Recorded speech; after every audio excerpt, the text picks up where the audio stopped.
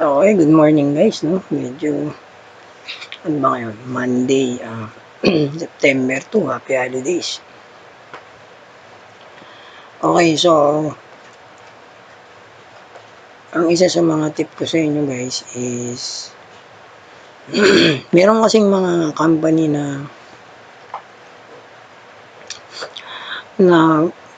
pag sinabing what's your expected salary, no? Pag sa interview, no?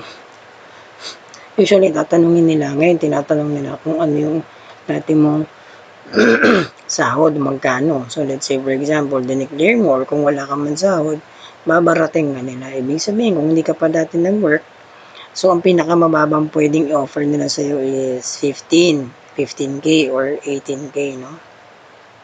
18K upon regularization.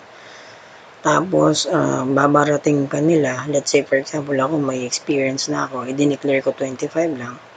So, dadagdagan lang nila ng 2,000 yun. Or, offeran ka na lang nila ng at least 5,000 on the top of 25,000. So, nasa sa inyo yung guys, no? Pag sa interview, pwede nyo tanggapin, pwedeng hindi. Kaya lang, syempre, kailangan timbangin mo kung matatanggap ka rin sa company na yun. Kasi kung malay mo, nag-arte-arte ka pa, no? Tapos, sabihin mo, ay, hindi negotiable yung 25K na ibibigay nyo sa akin. Gusto ko 30K. Nag-arte-arte ka, so hindi ka nila tinanggap. Pwedeng gano'n ang mangyari. No?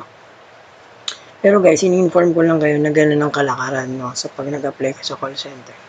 Kasi kakatapos ko lang mag-interview, no, syempre gusto ko mataas ang offer. Sabi ko, syempre may experience na ako.